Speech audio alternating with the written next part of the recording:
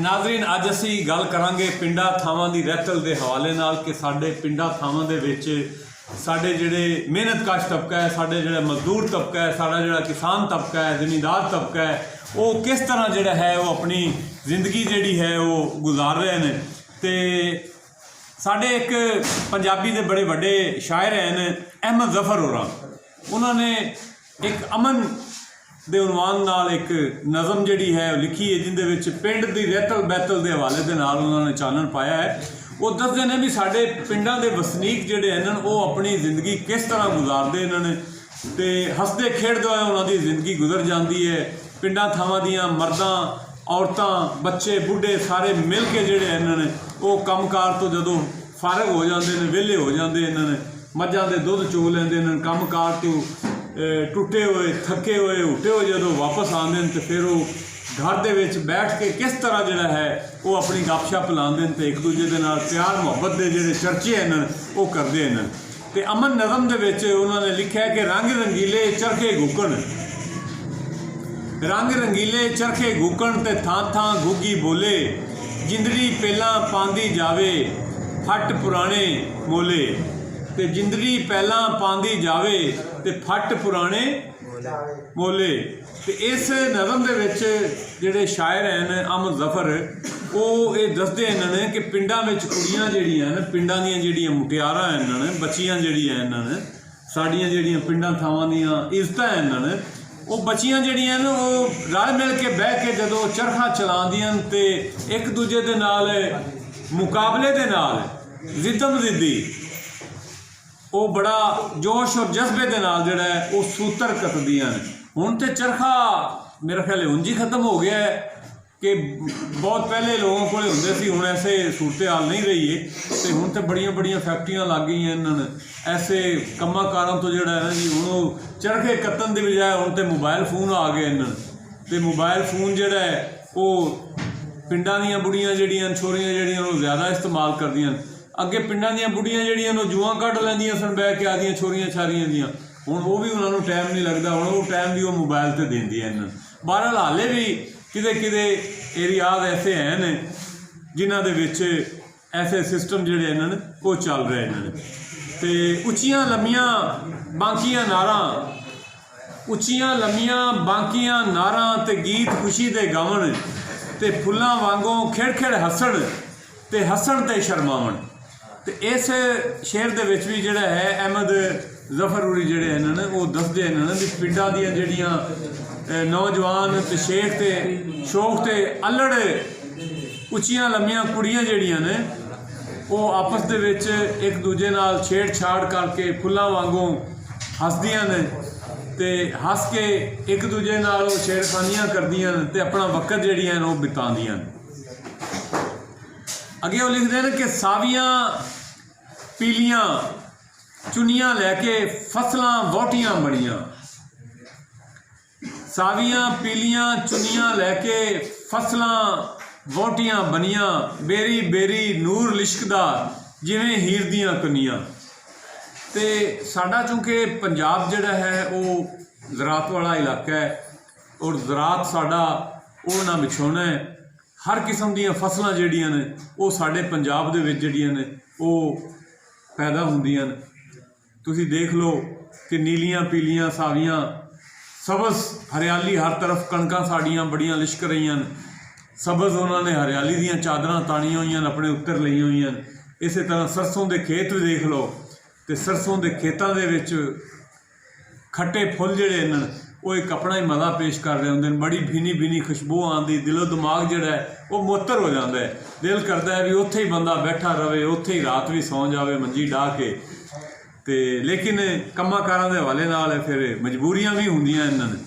ते निम्मा निम्मा चांदा चानन, क्या बात है, निम्मा निम्मा चांदा चानन ते गुजियां गुजियां गल्लां, निम्मा निम्मा चांदा चानन ते गुजियां गुजियां गल्लां, मिठड़े मुठड़े प्यार दे जिवें रावी दियां छल्लां। शायर लिखते हैं कि निम्मा निम्मा चांदा चानन ते गुजियां गुजियां गल्लां ते मिठड़े मिठड़े बोल प्यार दे जिवें रावी दियां छल्लां। ते इहदे विच दसदे ने कि रात दे वेले ਚੰਦ ਦੀ ਨਿੰਮੀ ਨਿੰਮੀ ਰੋਸ਼ਨੀ ਵਿੱਚ ਪਿੰਡਾਂ ਦੇ ਲੋਕ ਆਪਸ ਵਿੱਚ ਦੁੱਖ ਸੁੱਖ ਫਰੋਲਦੇ ਨੇ। ਤੇ ਨਿੰਮਾ ਨਿੰਮਾ ਚੰਦ ਦਾ ਚਾਨਣ ਤੇ ਗੁੱਜੀਆਂ ਗੁੱਜੀਆਂ ਗੱਲਾਂ ਸਮਝਦੇ ਜੇ ਨਾ। ਤੇ ਮਿੱਠੜੇ ਮਿੱਠੜੇ ਬੋਲ ਪਿਆਰ ਦੇ ਜਿਵੇਂ ਰਾਵੀ ਦੀਆਂ ਛੱਲਾਂ। ਦਰਿਆਏ ਰਾਵੀ ਹੁਣ ਤੇ ਪਾਣੀ ਖਤਮ ਹੋਏ ਪਏ ਨੇ, ਸਤਲੁਜ ਵਿਹਲਾ ਪਿਆ ਹੈ, ਰਾਵੀ ਵਿਹਲਾ ਪਿਆ ਹੈ। ਇੰਡੀਆ ਬਦਬਖਤ ਸਾਡਾ ਪੜੋਸੀ ਮੁਲਕ ਅੱਲਾ ਨੇ ਇਹੋ ਜਿਹਾ ਬਣਾਇਆ ਵੀ ਇੰਤਹਾਈ ਗਲੀਜ਼ ਤੇ ਦਹਿਸ਼ਤਗਰਦ ਮੁਲਕ ਹੈ, ਜਿਹਨੇ ਆਪੀ ਦਹਿਸ਼ਤਗਰਦੀ ਕਰਦਿਆਂ ਹੋਇਆ ਪਾਕਿਸਤਾਨ ਦਾ ਪਾਣੀ ਵੀ ਬੰਦ ਕੀਤਾ ਹੋਇਆ। ਅੱਲਾਹ ਤਾਲਾ ਇਹਨਾਂ ਨੂੰ ਹਦਾਇਤ ਦੇਵੇ। ਤੇ ਕਿਧਰੇ ਕਿਧਰੇ ਲੁਕਣ ਮਿੱਟੀ ਤੇ ਖੇਡਣ, ਕਿਧਰੇ ਕੌਡੀ ਟੱਪੇ ਤੇ ਕਿਧਰੇ ਕੋਈ ਹੀਰ ਸੁਣਾਵੇ, ਕਿਧਰੇ ਕੋਈ ਟੱਪੇ।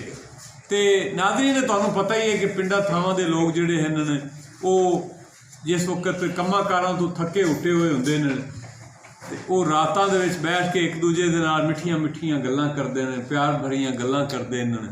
ਕਿਕਰਾਂ ਦੀ ਛਾਂ ਥੱਲੇ ਕਿਤੇ ਧੁੱਪ ਆ ਰਹੀ ਹੁੰਦੀ, ਕਿਤੇ ਛਾਂ ਆ ਰਹੀ ਹੁੰਦੀ, ਉੱਧਰ ਕਣਕਾਂ ਵੱਢੀਆਂ ਜਾ ਰਹੀਆਂ ਹੁੰਦੀਆਂ ਨੂੰ ਬੈਠ ਕੇ ਉੱਥੇ ਬੰਨਿਆਂ 'ਤੇ ਬੈਠ ਕੇ ਜਨਾਬ ਰੋਟੀ ਖਾ ਰਹੇ ਹੁੰਦੇ, ਨਾਸ਼ਤੇ ਰੋਟੀ ਪਕੜੀ ਹੁੰਦੀ ਜਨਾਬ, ਉੱਤੇ ਗੰਢਾ ਰੱਖਿਆ ਹੁੰਦਾ ਹੈ, ਗੁੜ ਰੱਖਿਆ ਹੁੰਦਾ ਹੈ, ਨਾਲ ਲੱਸੀ ਪੀ ਰਹੇ ਹੁੰਦੇ।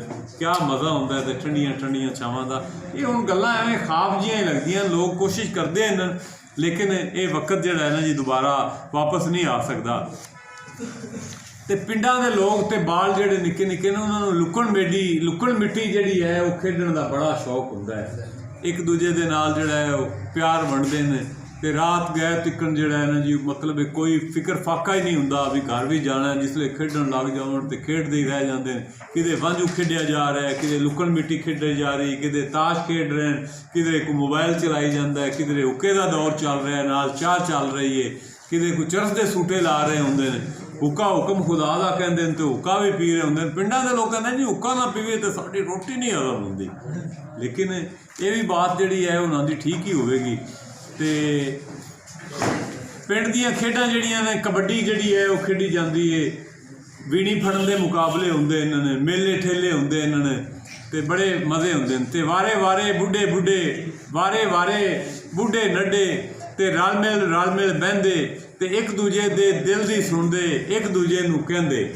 ਤੇ ਸ਼ਾਇਰ ਇਹਦੇ ਵਿੱਚ ਲਿਖਦਾ ਕਿ ਪਿੰਡਾਂ ਥਾਵਾਂ ਦੇ ਜਵਾਨ ਬੁੱਢੇ ਸ਼ਾਮ ਰੋਟੀ ਖਾਣ ਮਗਰੋਂ ਆਪਸ ਵਿੱਚ ਰਲ ਮਿਲ ਕੇ ਬਹਿੰਦੇ ਨੇ, ਇੱਕ ਦੂਜੇ ਨਾਲ ਪਿਆਰ ਮੁਹੱਬਤ ਦੀਆਂ ਗੱਲਾਂ ਕਰਦੇ ਨੇ, ਇੱਕ ਦੂਜੇ ਨੂੰ ਆਪਣੇ ਦੁੱਖ ਸੁੱਖ ਸ਼ੇਅਰ ਕਰਦੇ ਨੇ, ਆਪਣੇ ਰਿਸ਼ਤਿਆਂ ਦੀਆਂ, ਵਿਆਹਾਂ ਦੀਆਂ, ਸ਼ਾਦੀਆਂ ਦੀਆਂ, ਆਪਣੀਆਂ ਪਰੇਸ਼ਾਨੀਆਂ, ਬੈਂਕਾਂ 'ਚੋਂ ਕਰਜ਼ੇ ਲੈਣੇ ਹੋਣ, ਫਸਲਾਂ ਨੂੰ ਚਲਾਉਣਾ ਹੋਵੇ, ਘਰ ਬਣਾਉਣਾ ਹੋਵੇ, ਮੁੰਡੇ ਕੁੜੀਆਂ ਦੀ ਸ਼ਾਦੀ ਕਰਨੀ ਹੋਵੇ, ਤੇ ਉਹ ਸਾਰੇ ਜਣੇ ਬਹਿ ਕੇ ਜਿਹੜਾ ਹੈ ਨਾ ਜੀ ਉਹ ਇੱਕ ਦੂਜੇ ਨਾਲ ਡਿਸਕਸ ਕਰਦੇ ਨੇ। ਤੇ ਪੂਰਾ ਪਿੰਡ ਹੀ ਜਿਹੜਾ ਹੈ, ਪਿੰਡ ਦਾ ਕੋਈ ਬੰਦਾ ਮਰ ਜਾਵੇ ਤੇ ਲੋਕ ਜਿਹੜੇ ਨੇ ਉਹਦੇ ਜਨਾਜ਼ੇ ਵਿੱਚ ਸ਼ਾਮਲ ਹੋਣ ਵਾਸਤੇ ਨਬੀ ਸੱਲੱਲਾਹੁ ਅਲੈਹਿ ਵਸੱਲਮ ਦੀ ਉਮਤ ਦਾ ਜਿਹੜਾ ਸੁਨਤ ਜਿਹੜੀ ਹੈ ਉਹਦਾ ਉਹ ਹੱਕ ਅਦਾ ਕਰਦੇ ਹੋਏ ਬਹੁਤ ਲੋਕ ਜਿਹੜੇ ਉਹ ਜਨਾਜ਼ੇ ਦੇ ਵਿੱਚ ਸ਼ਾਮਲ ਹੋ ਜਾਂਦੇ ਨੇ ਤੇ ਇੱਕ ਦੂਜੇ ਦੇ ਨਾਲ ਪਿਆਰ ਮੁਹੱਬਤਾਂ ਸ਼ੇਅਰ ਕਰਦੇ ਨੇ, ਇੱਕ ਦੂਜੇ ਦੇ ਦੁੱਖ ਦਰਦ ਨੂੰ ਜਿਹੜਾ ਹੈ ਉਹ ਆਪਣਾ ਦਰਦ ਜਿਹੜਾ ਹੈ ਨਾ ਜੀ ਉਹ ਸਮਝਦੇ ਨੇ।